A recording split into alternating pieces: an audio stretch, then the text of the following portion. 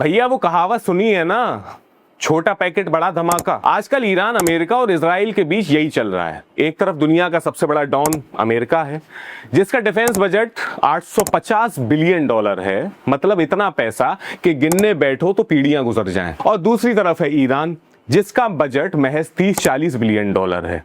लेकिन भाई साहब, ईरान ने जो जुगाड़ निकाला है, उसने अमेरिका के 4-4 मिलियन डॉलर के मिसाइल सिस्टम की ऐसी तैसी कर दी है। आज के इस स्पेशल बुलेटिन में हम द डैशबोर्ड पर वॉर की बात नहीं करेंगे, बल्कि उस सस्ती टेक्नोलॉजी की बात करेंगे जिसने सुपर पावर्स के पसीने छुड़ा दिए हैं। और हाँ, वो एक चाचा जी ने कहा था ना कि 2026 में दुनिया खत्म हो जाएगी।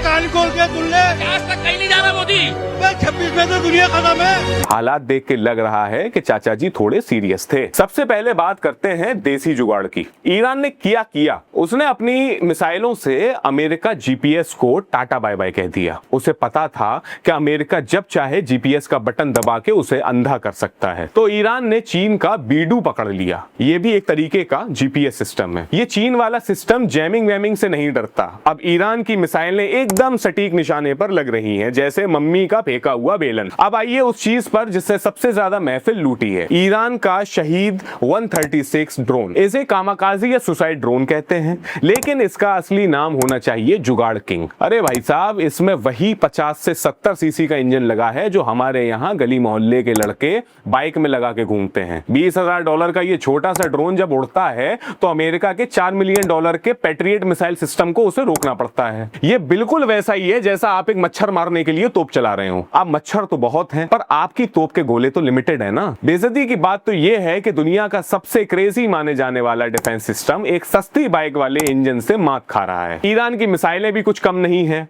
फतेह 1 और फतेह 2 जैसी हाइपरसोनिक मिसाइलें, ये तो डांसिंग मिसाइल। इनकी रफ्तार है 15,000 किलोमीटर प्रति घंटा। ये हवा में ऐसे बल खाती हुई चलती हैं जैसे नागिन डांस कर रही हो।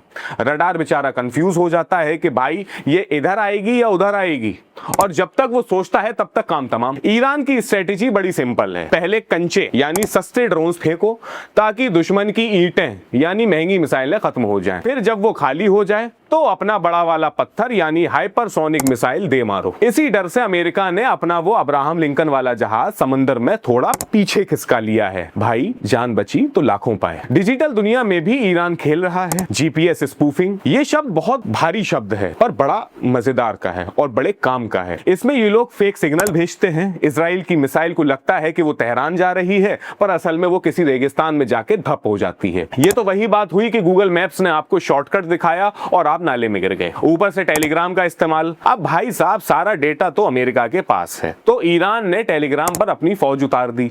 वहां फेक न्यूज, एआई वाले वीडियो और फोटो ऐसे फैलाए जा रहे हैं कि पब्लिक को समझ ही नहीं आ रहा है कि उनके प्रधानमंत्री कॉफी पी रहे हैं या पहाड़ ट्रैकिंग कर रहे हैं। ईरान ने जमीन के नीचे मिसाइल सिटीज बना रखी हैं। 500 मीटर गहरे पहाड़ के नीचे बंकर, वहां रेल चल रही है, गाड़ियां घूम रही हैं। अमेरिका सोचता है कहां बम फोड़ें। अब पहाड़ फोड़ना तो इतना आसान है नहीं, और ईरान ने तो इंटरनेशनल बैन की भी परवाह नहीं की। वो क्लस्टर बम यूज कर रहा है।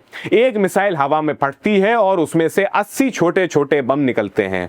अब आयरन डोम बेचारा 1 को रोकेगा, 2 को रोकेगा या 80 को रोकेगा? वो तो थक के चूर हो जाएगा। ईरान की एक और धमकी दी है इंटरनेट काटने की। समुद्र के नीचे जो तारे बिछी हैं स्टेट ऑफ हॉर्मुज में, अगर वो कट गई तो आधी दुनिया का इंटरनेट गुल। हम इंडियंस का टेंशन कम है क्योंकि हमारे पास बैकअप बहुत है, पर बाकी दुनिया का तो नेटफ्लिक्स और इंस्टाग्राम सब बंद हो जाएगा। सोचिए क्या कयामत होगी। लेकिन अमेरिका भी कोई कच्चा खिलाड़ी नहीं है, वो एआई का बाप है। ऑपरेशन एपिक फ्यूरी में उसने एआई से ईरान के 1000 ठिकानों को 24 घंटे में ढूंढ निकाला। एआई घास का रंग देख के बता देता है कि यहां बंकर छुपा है।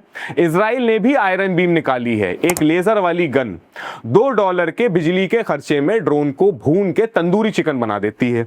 लेकिन समस्या वही है, अमेरिका एक साल में सिर्फ 270 मिसाइलें बना सकता है और ईरान के पास बाइक वाले इंजनों की कोई कमी नहीं है। आखिर में अमेरिका का सबसे बड़ा तुरुप का इक्का है B2 बॉम्बर। ये इतना ऊंचा होता है कि रडार को लगता है कि कोई चिड़िया है। ये 13,000 किलो का बंकर बस्टर बम गिरा सकता है जो ईरान के सबसे गहरे न्यूक्लियर प्लांट को भी कचरा बना दे। तो कुल मिला के बात यह है दोस्तों कि ये जंग अब सिर्फ जज्बे की नहीं बल्कि सस्ते ड्रोन बनाम महंगे एआई की है।